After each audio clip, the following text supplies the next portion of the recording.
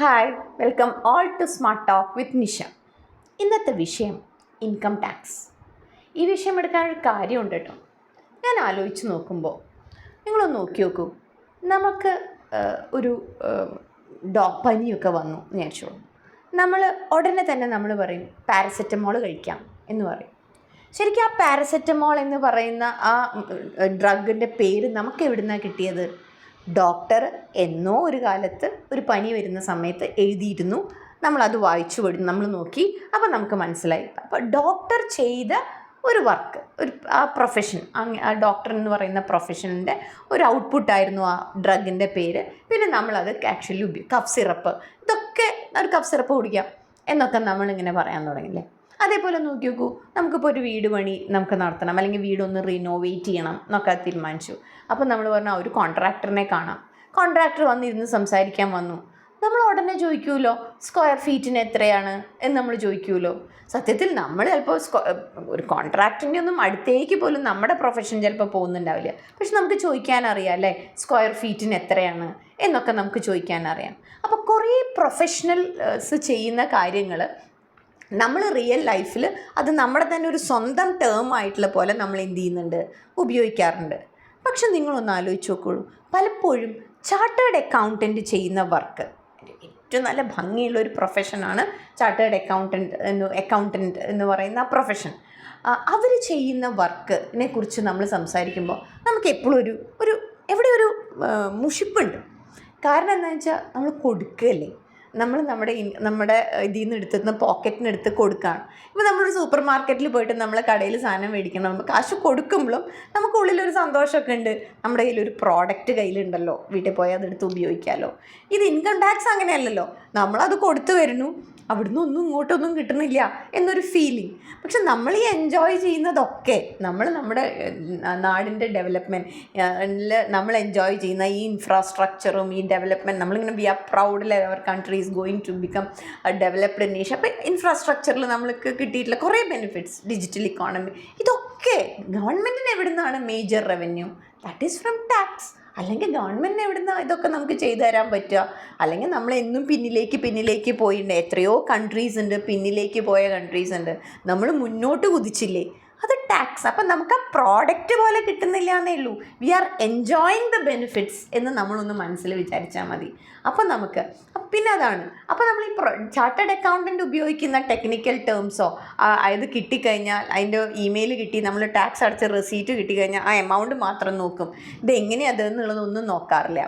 നമുക്കൊന്ന് അറിഞ്ഞാലോ, ഒരു സാധാരണക്കാരൻ ഒന്ന് ഇതിനെക്കുറിച്ച്, ഇതിൻ്റെ ഭംഗി, ശരിക്കും ഇൻകം ടാക്സിൻ്റെ ഒരു സ്ട്രക്ചറൊക്കെ അറിഞ്ഞാണ്ടല്ലോ, ഒരു സത്യം പറഞ്ഞ ഒരു എട്ടുകാലി എങ്ങനെയാണോ അതിൻ്റെ വല വിരിച്ചിരിക്കുന്നത്, അത്രയും അത് നമ്മളിങ്ങനെ അങ്ങനെ നോക്കുന്ന, അത് ഇരയെ പിടിക്കാനാണ്, അങ്ങനെ നോക്കുമ്പോഴാണ് അതിന് ഭംഗിയില്ലായ്മയുള്ളൂ. പക്ഷെ നമ്മളതിൻ്റെ ആ ഭംഗി, അതാ ചെയ്തിട്ടുള്ള വർക്ക് ഒന്ന് നോക്കിക്കഴിഞ്ഞാൽ നമുക്കതിനോട് അതേപോലെയാണ്. ഇത്ര ഭംഗിയായിട്ടാണ് നമ്മുടെ ഇൻകം ടാക്സ് ആക്ട്, ഇപ്പോൾ പുതിയ ആക്റ്റൊക്കെ ചെയ്തിട്ടുള്ളത് പോലെ പഴയ ആക്ടിനും മാറി പുതിയ ആക്ടിലേക്ക് വന്നു. അതൊക്കെ എന്ത് ഭംഗിയാണെന്നറിയൂ. അതിലത്തെ ടേംസൊക്കെ, ഇൻട്രസ്റ്റൊക്കെ ഉണ്ട്. അതുകൊണ്ടാണ് ചിലർ ആ പ്രൊഫഷനിലേക്ക് തന്നെ പോകുന്നത്. നമുക്ക് അത്രയ്ക്കൊന്നും വേണ്ട. പക്ഷെ അതിനെ നമ്മളൊരു നെഗറ്റീവായി കാണാതെ നമുക്കൊരു ചാർട്ടേഡ് അക്കൗണ്ടിൻ്റെ അടുത്ത് പോകുമ്പോൾ എനിക്ക് എത്ര ഹെഡ്സിൽ ഇൻകം ഉണ്ട്, ഇങ്ങനെയൊക്കെ ചോദിക്കാൻ പറ്റുന്ന രീതിയിലേക്ക് നമുക്കൊരു ചെറിയ അറിവ് നല്ലത് തന്നെയാണ് അല്ലേ. സോ അതാണ് എൻ്റെ ഈ ഒരു വീഡിയോനോട് ഞാൻ ഉദ്ദേശിക്കുന്നത്. സോ ഇതിൽ നമ്മൾ ആദ്യം മനസ്സിലാക്കുക, ഇൻകം ടാക്സ് നമ്മൾ കളക്ട് ചെയ്യുന്നത് ഒരു വർഷത്തെ ഇൻകത്തിൻ്റെ മുകളിലാണ് കേട്ടോ. ഏപ്രിൽ മുതൽ മാർച്ച് വരെ ആണ് ഒരു ടാക്സ് ഇയർ എന്ന് പറയുന്നത്. ഒരു ശ്രമമൊക്കെ ഒരിക്കൽ ഉണ്ടായിരുന്നു, സംസാരമൊക്കെ ഉണ്ടായിരുന്നു, ജാൻ ടു ഡിസംബർ ആക്കണം എന്നൊക്കെ ഉള്ളത്. അതൊന്നും ഇപ്പോഴും ഇല്ല. പുതിയ ആക്റ്റിലും അങ്ങനെ തന്നെയാണ് വന്നിട്ടുള്ളത്. It's from 1st April to 31st March.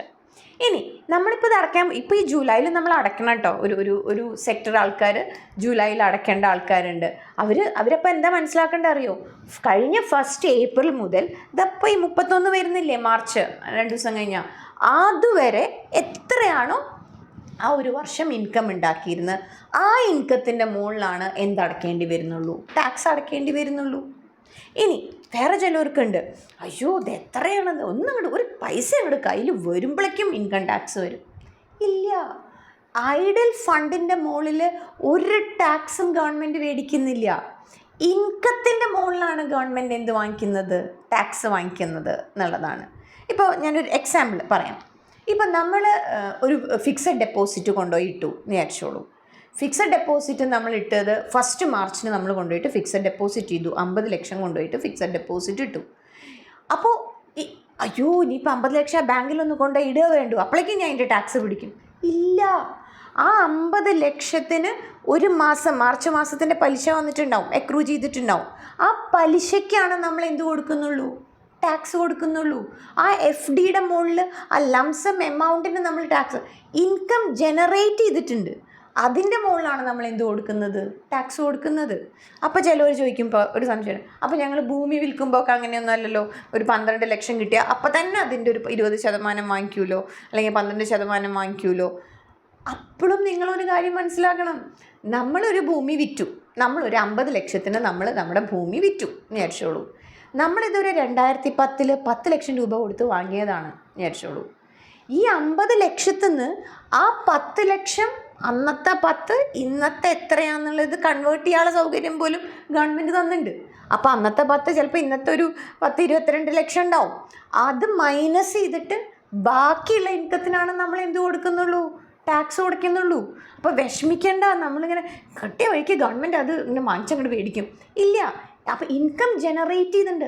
അന്നത്തെ 10 ലക്ഷത്തിൻ്റെ മുതൽ ഇന്നത്തെ 50 ലക്ഷമായി എന്നുണ്ടെങ്കിൽ അതിൽ ഇൻകം വന്നു. ആ ഇൻകത്തിനാണ് എന്ത് വാങ്ങി, അപ്പോൾ കോസ്റ്റ് മൈനസ് ചെയ്തിട്ട് ബാക്കിയുള്ളതിനാണ് എന്തടയ്ക്കുന്നത്? ടാക്സ് അടയ്ക്കുന്നത്. സോ ഇനി നമുക്ക് എന്താണെന്നുണ്ടെങ്കിൽ ഇതൊന്ന് മനസ്സിൽ വിചാരിക്കുക. ഇപ്പോൾ ചെറിയൊരു ആശ്വാസം തോന്നുന്നില്ലേ? ഈ ഒരു 1 ഏപ്രിൽ തൊട്ടിട്ട് 31 മാർച്ച് വരെയുള്ളതിന് ടാക്സ് ഇയർ എന്നാണ് കേട്ടോ പറയുക. ഇങ്ങനെ ഇതുപോലെ ഞാൻ ചെറിയ ചെറിയ വീഡിയോസിൽ ഇൻകം ടാക്സിൻ്റെ ഒരു പ്ലേലിസ്റ്റ് ഉണ്ടാക്കിയിട്ട് അതിൻ്റെ ചില ടെക്നിക്കൽ ടേംസ് എക്സ്പ്ലെയിൻ ചെയ്യാം. തൊട്ടടുത്ത വീഡിയോയിൽ ഞാൻ എന്ത് ചെയ്യാം, ഇതിൽ കുറേ ഹെഡ്സ് ഒക്കെ ഉണ്ട്, അതൊക്കെ വളരെ സിമ്പിളായിട്ടൊന്ന് നിങ്ങൾക്ക് പറഞ്ഞുതരാം. ഒരു ലോങ് വീഡിയോ ആകുമ്പോൾ നിങ്ങൾക്ക് സമയം ഉണ്ടാവില്ലല്ലോ കണ്ടിരിക്കാൻ വേണ്ടിയിട്ട്. സോ അതിനെ ഒന്ന് ഞാൻ ബ്രേക്ക് ചെയ്തിട്ട് നെക്സ്റ്റ് എപ്പിസോഡ് പോലെ ഞാൻ എന്ത് ചെയ്യാം, ഇതിൻ്റെ ഒരു അടുത്തൊരു ഘട്ടത്തിലേക്ക് ഞാൻ കിടക്കണം. വീഡിയോ ഇഷ്ടപ്പെട്ടാൽ ഷെയർ ചെയ്യണം, ലൈക്ക് ചെയ്യണം, സബ്സ്ക്രൈബ് ചെയ്യണം, മറക്കല്ലേ, ബെൽ ബട്ടൺ അമർത്തണം. കാരണം എന്നാൽ മാത്രമേ നോട്ടിഫിക്കേഷൻസ് നിങ്ങൾക്ക് വരുള്ളൂ. സോ ദ നെക്സ്റ്റ് എപ്പിസോഡ് ഉടനെ ഞാൻ ചെയ്യും ഏതൊക്കെയാണ് ഹെഡ്സ് എന്ന് പറഞ്ഞിട്ട്. Thank you, by.